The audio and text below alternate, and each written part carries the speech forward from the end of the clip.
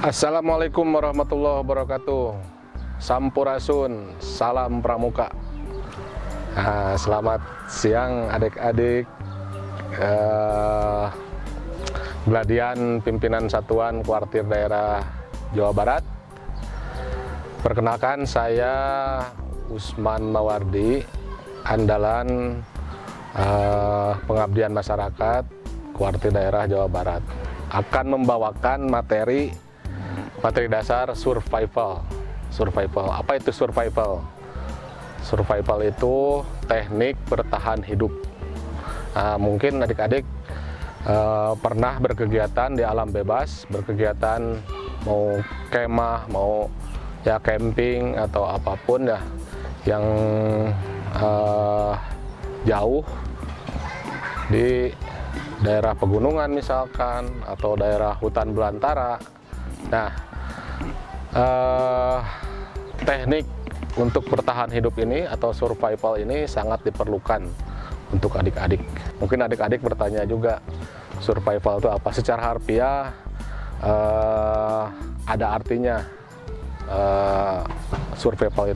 Survival, teknik bertahan hidup itu juga kata per katanya ada artinya. Seperti diawali dengan huruf S. Huruf S itu sadarilah secara sungguh-sungguh dalam setiap situasimu. Terus U-nya itu untuk melakukan petualangan tergantung dari ambisimu. Terus R-nya itu rasa takut dan juga panik harus Anda kuasai saat melakukan petualangan gitu. Terus V-nya tuh, V pertamanya itu vakum atau kosong, maka istilah dengan segera. Nah, supaya pikiran kita pada saat tersesat atau di hutan belantara, kita itu jangan kosong, tapi harus tetap berpikir, terus harus bergerak. Kita kendalikan, jangan ada kekosongan. Terus I-nya itu setelah I-nya itu ingatlah selalu dimanapun Anda berada. Ya, terus V yang kedua itu viva. Untuk hidup ya, viva hidup, untuk tetap dan selalu hargai dia. Jadi kita itu harus semangat untuk bisa bertahan hidup, jangan sampai putus asa atau jadi malas-malasan, karena kita harus tetap hidup, harus tetap bisa mempertahankan kehidupan gitu ya. Jangan sampai pada saat itu kita vakum, kita tidak bisa berbuat apa-apa. Nah, terus survival, A-nya tuh adat istiadat di suatu tempat patut untuk ditiru. Nah, terus L-nya terakhir, latihlah dirimu dan selalu konsisten untuk belajar. Survival itu kegiatannya, nama giatnya teknik bertahan hidup gitu ya. Nah, yang pelakunya namanya survivor gitu. Di situ survivornya itu harus punya metode yang stop itu ada artinya. Yang S itu stop atau sitting, artinya berhenti dan duduklah setenang mungkin dalam keadaan apapun. Jadi kalau kita misalkan terjebak atau tidak tahu arah gitu ya, jadi berhenti, duduklah, tenangkan diri. Terus T-nya itu thinking, artinya berpikirlah secara jernih dalam mengambil tindakan. Jadi jangan gerasa gerusu, jangan serampangan, ya berpikirlah secara jernih. Jadi tenangkan, terus berpikir secara jernih. Terus O-nya itu observasi. Observasi artinya mengamati keadaan sekitar dengan lebih teliti. Nah, sekitarnya di lingkungan yang kita pijak, yang kita berkegiatan di situ, kita harus observasi, teliti dulu apa kemungkinan untuk melakukan apa ke depannya. Jadi kita harus observasi gitu ya. Nah, terus V-nya itu planning, artinya membuat rencana secara matang tindakan apa yang akan dilakukan sesegera mungkin. Jadi setelah observasi, setelah mengamati, nah kita harus bikin planning, bikin perencanaan, mau bertindak seperti apa. Jadi kalau misalkan adik-adik berkegiatan di alam bebas, berkemah atau traveling ke tempat-tempat yang belum berjalan sebelumnya, maka harus ada persiapan atau perencanaan kegiatan. Yang paling utama itu kita perlengkapan yang dipersiapkan, medannya seperti apa. Nah, itu harus disiapkan gitu ya. Disiapkan dari mulai perlengkapan pribadi gitu ya. Perlengkapan pribadi itu misalkan tenda atau alat mandi, sepatu, terus pakaiannya itu kan ada beragam, ada pakaian untuk kegiatan, ada pakaian untuk tidur, ada pakaian juga untuk santai-santai gitu ya. Jadi harus dipilah-pilah, dipersiapkan gitu ya. Terus memakai ransel atau carrier yang ukurannya disesuaikan dengan bobot badan kita gitu. Dan yang paling penting ranselnya itu atau carriernya yang ada sabuk di sabuk pinggangnya gitu, untuk mengurangi goyangan ransel gitu ya. Terus kita kan nggak tahu ada hujan atau apa, kita harus bawa ponco atau raincoat atau jas hujan gitu ya. Terus selanjutnya perlengkapan tidurnya yang bersih, yang kering hangat, dan juga kantong tidur atau sleeping bag gitu ya, dan juga jaket untuk kenyamanan kita pada saat kita kedinginan. Supaya kenapa? Supaya kita tidak kalau jenis gejalanya itu hipotermia, kedinginan gitu ya, kedinginan. Nah, terus kita bawa alat perlengkapan mandi. Tentunya selama perjalanan kita juga harus bersih-bersih badan kita, harus mandi, harus ya bawa pasta gigi, bawa sikat gigi gitu ya. Terus bawa air minum dan makanan yang berkalori, yang kalorinya tinggi, karena kita sering kita berkegiatan di alam bebas. Nah, kita persiapkan makanannya apa. Yang jelas makanannya jangan terlalu terlalu banyak. Yang penting kualitasnya atau kalorinya yang tinggi gitu ya. Terus bawa alat navigasi. Alat navigasi itu apa? Untuk kita apabila tersesat, kita bawa kompas, bawa peta, atau bawa protaktor misalnya. Jadi itu bisa dibawa. Yang jelas juga harus diasah juga nih skill untuk atau pengetahuan untuk memakai alat navigasi tersebut. Jangan lupa adik-adik juga berkegiatan harus bawa pensil, harus bawa buku, harus bawa plastik gitu ya. Karena kita berkegiatan di alam bebas atau berpetualang gitu ya. Itu juga harus ada sign atau tanda-tanda yang harus kita simpan untuk diketahui orang banyak gitu. Terus ada kita harus bawa survival kit. Jadi survival kit itu sekarang di toko-toko atau di jualan sudah banyak. Dan survival kit itu isinya terdiri dari ada pisau serbaguna yang macam-macam gitu ya. Ada pisaunya, ada obengnya, ada segala lah gitu. Ada gergajinya. Terus harus bawa alat jahit. Alat jahit tuh bisa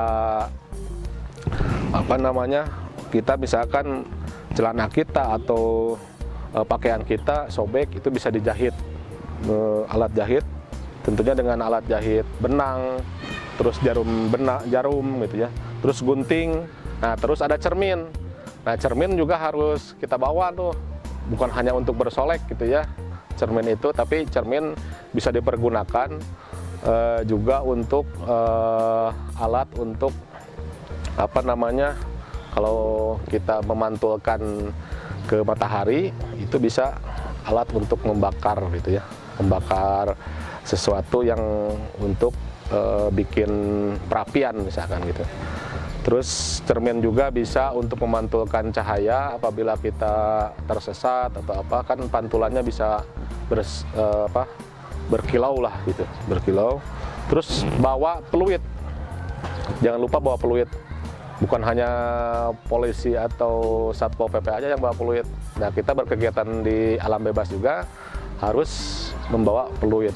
Peluit itu sangat berguna sebagai tanda atau rambu apabila kita tersesat di daerah hutan rimba atau di hutan belantara gitu. Terus korek api juga harus kita bawa ya. Kenapa harus bawa korek api, tidak korek gas atau korek yang lain?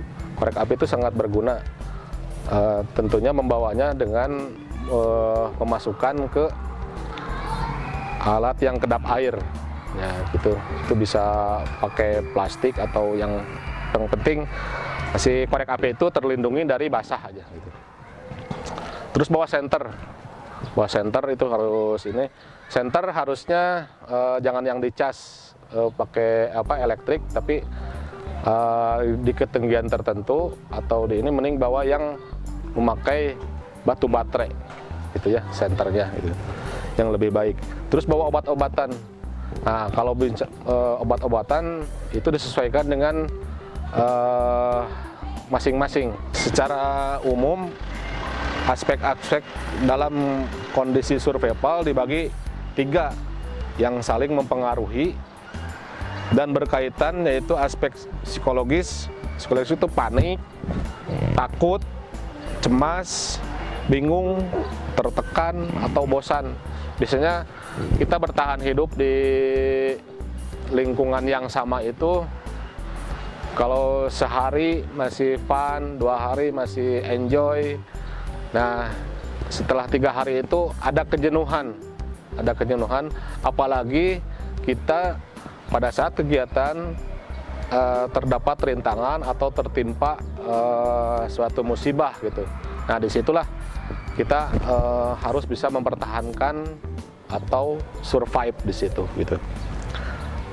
Dari aspek lingkungannya itu bisa terik matahari, bisa panas gitu ya, bisa kedinginan, dingin banget, bisa kalau di ketinggian misalkan dingin banget gitu ya.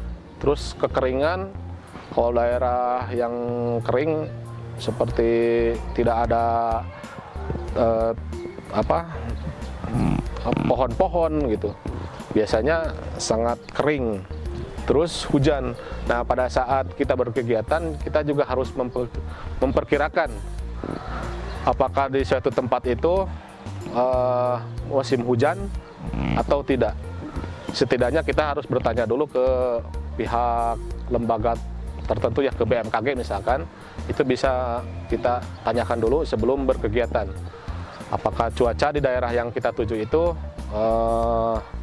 aman, hujan atau seperti apa gitu. Kita harus bertanya dulu.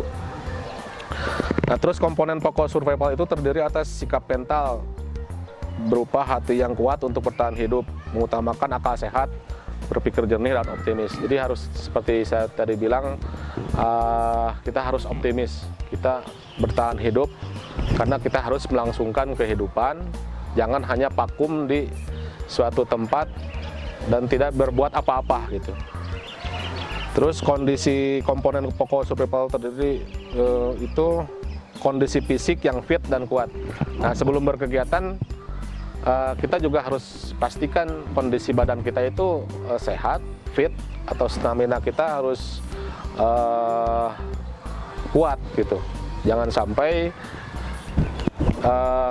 kita di suatu kelompok jadi kita yang jadi beban mereka gitu. Kalau berkegiatan bareng-bareng, jadi kita harus pastikan badan kita atau stamina kita kuat. Terus komponen selanjutnya tingkat pengetahuan dan keterampilan. Keterampilan dalam hal ini atau pengetahuan kita harus dipersiapkan karena kita berkegiatan yang memang menghadapi daerah yang baru gitu. Daerah yang baru bisa itu jurang, curam atau terjal gitu ya, atau memang hutan belantara. Jadi kita harus mempersiapkan pengetahuan atau keterampilan tersebut. Terus komponen selanjutnya pengalaman dan latihan. Nah, sebelum itu harus ada latihan dulu. Misalkan latihan memasak, gitu.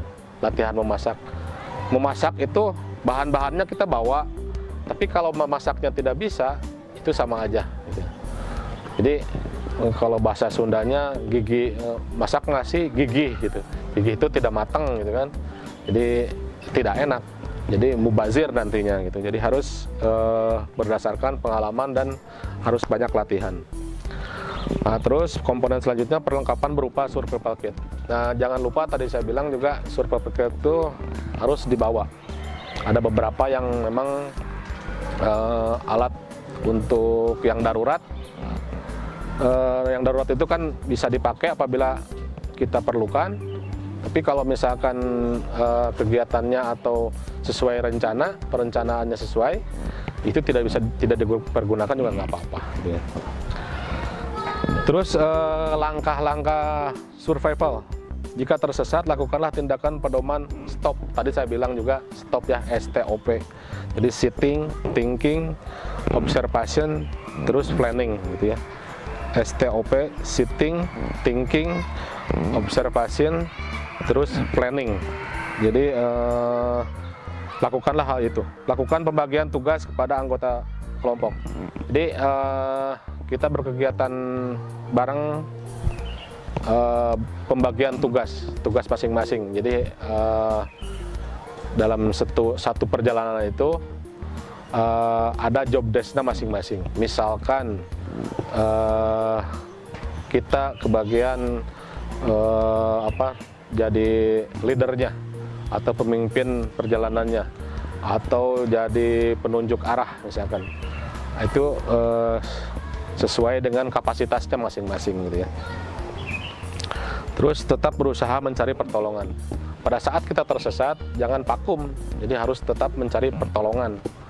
Mau berupa apapun lah gitu. Nanti kalau misalkan kejadiannya di hutan, kita bisa membuat asap misalkan, gitu ya. Kalau tidak bawa smoke tuh asap yang warna-warni itu bisa membuat asap. Atau tadi saya bilang bawa cermin dimantulkan ke matahari, itu bisa berkilauan. Itu bisa juga menjadi sinyal atau tanda atau rambu ya. Terus hindari dan jauhi masalah-masalah yang mungkin timbul, yaitu dari diri sendiri atau orang lain. Biasanya kalau sudah panik, kalau sudah vakum, kalau sudah jenuh, itu satu di antara teman, di antara anggota itu suka ada cekcok gitu ya, ada salah paham. Nah, disitulah harus kita kendalikan, karena kejenuhan, karena kepanikan, makalah di situ harus kita kendalikan emosi masing-masing, harus kita diturunkan, harus banyak saling pengertian. Karena kondisi lapar misalkan, kondisi jenuh, kondisi yang tertekan, jadi harus dikendalikan kondisi-kondisi pada saat tertekan itu ya. 3. Kebutuhan dasar survival. Pada saat survival itu kita harus banyak minum. Kalau orang bertahan hidup dengan minum itu bisa 4-5 hari. Jadi kita harus banyak minum gitu, supaya kita tidak dehidrasi, tidak kekurangan cairan tubuh gitu ya. Karena kalau sudah kekurangan cairan tubuh, itu pasti ambruk, badan kita pasti ambruk dan kita tidak bisa berbuat apa-apa gitu. Yang penting, kalaupun misalkan tidak ada makanan yang lain, 1-2 hari, kalau minum itu harus diutamakan. Tetap harus minum, dan air itu harus terus masuk gitu ke badan kita. Cut dulu. Nah, kebutuhan dasar survival itu salah satunya kan air. Gitu. Air itu sangat utama. Dari mana air bisa didapat gitu ya? Karena misalkan kita perjalanan ke gunung, kalau di ketinggian tertentu atau gunung tertentu di Indonesia lah, atau di gunung-gunung yang lain, itu tidak banyak air gitu ya. Malah tidak ada air. Jadi kita bisa menampung air, bisa air hujan, bisa dari embun, dengan cara kita menampung pakai pakai ponco yang kita bawa, atau alat yang memang bisa menampung air dengan cara membuat kubangan gitu ya. Jadi terus bisa, kalau di hutan kita bisa memanfaatkan dari akar-akar pohon, dari rotan misalkan gitu, itu bisa dipergunakan. Mungkin dari mendapatkan air itu sangat sulit ketika bukan dari mata air, tapi betapa pentingnya air untuk kehidupan kita. Jadi walau bagaimanapun air tetap harus masuk ke badan kita gitu ya. Nah, terus kebutuhan dasar survival lainnya itu makanan, tentunya makanan gitu ya. Makanan bisa, kalau makanan yang kita bawa sudah habis, kita bisa mempergunakan atau memakai atau memetik, mengambil dari tanaman-tanaman yang di sekitar kita pada saat kita tersesat itu. Yang paling harus diperhatikan, tanaman atau jenis makanan tuh kita ambil pucuk-pucukan pohon, daun-daun muda aja. Pucuk itu daun yang muda, itu bisa kita dengan cara kita mengambil pucuknya itu, terus jangan yang bergetah, harusnya jangan yang bergetah gitu ya, jangan bergetah, karena bisa menimbulkan biasanya keracunan gitu ya. Jenis tumbuhan atau tanaman yang memang bergetah itu biasanya ada racunnya gitu. Jadi ambil, dikunyah atau dicoba dulu. Kalau memang rasanya tidak enak atau membuat di mulut kita kurang enak, bisa dimuntahkan lagi gitu ya. Cari tanaman atau pucuk-pucuk, bisa pucuk, bisa dari bagian akar, umbi-umbian gitu ya, bisa diambil untuk dimakan juga gitu ya. Yang jelas makanan itu yang didapat di sekitar kita harus dicoba dulu.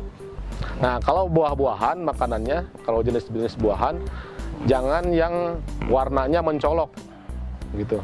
Jangan yang warnanya mencolok, biasanya beracun gitu. Kalau yang warnanya mencolok misalkan merah banget gitu ya.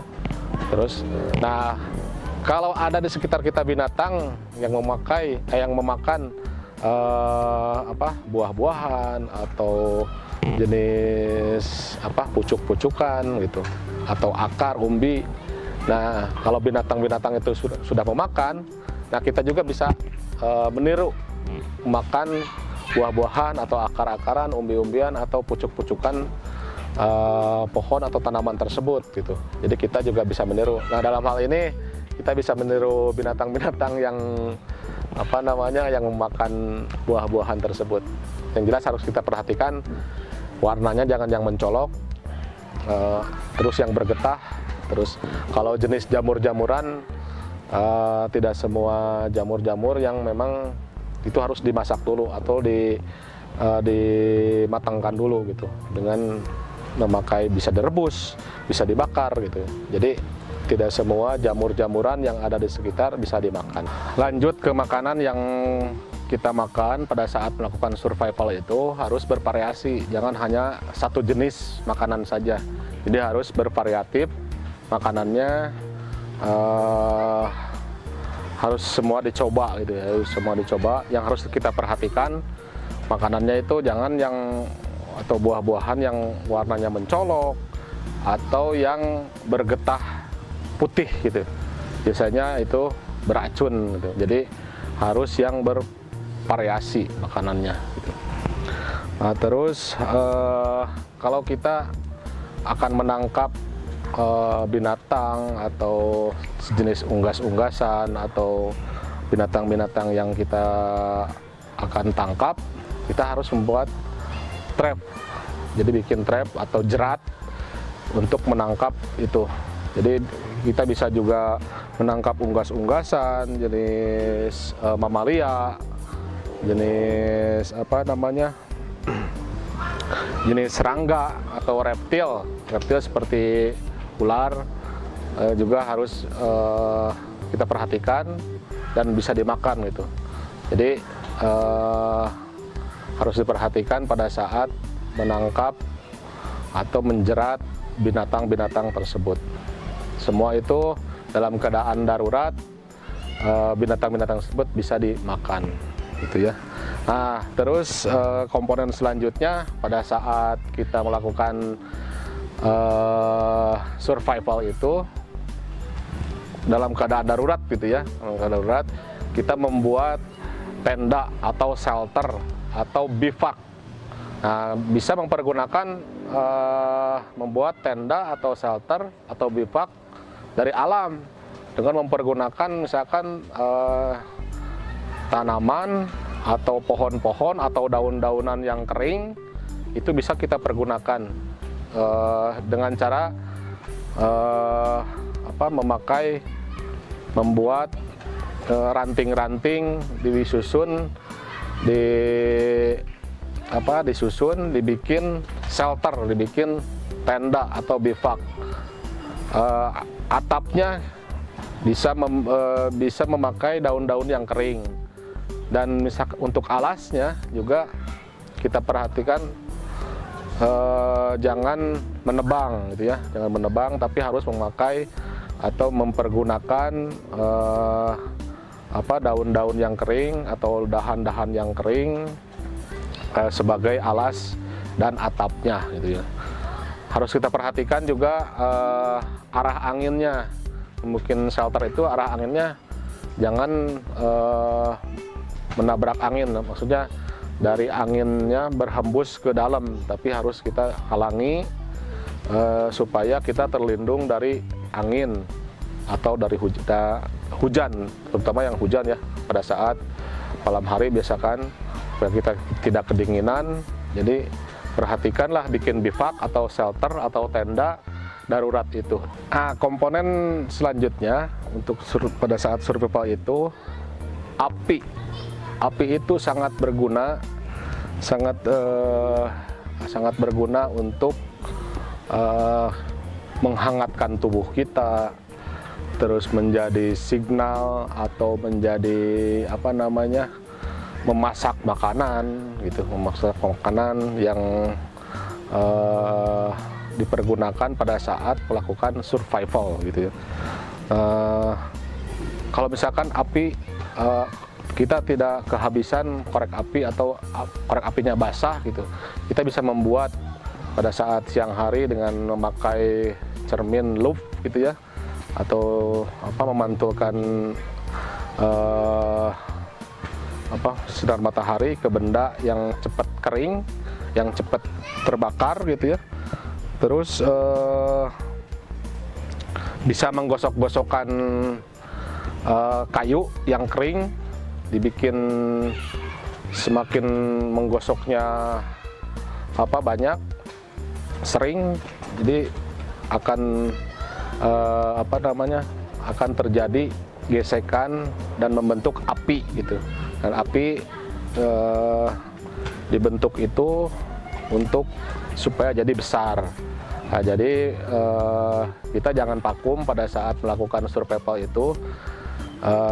Harus kita berpikiran positif tentunya ya, dan berpikiran bertahan hidup, karena kelangsungan hidup itu lebih berguna gitu ya, daripada vakum pada saat kita panik atau merasakan tertekan gitu ya, jenuh. Jadi kita harus tetap melangsungkan kehidupan ini, kehidupan pada saat kita pada saat kegiatan gitu ya. Itu aja mungkin dari saya sekilas ya, sekilas. Kalau misalkan nanti ada pertanyaan silahkan untuk adik-adik tentang survival gitu ya. Mohon maaf saya melakukan atau memberikan materinya itu tidak memakai alat peraga gitu ya, karena memang dibatasi oleh durasi waktu yang terbatas. Terima kasih, saya Usman Mawardi,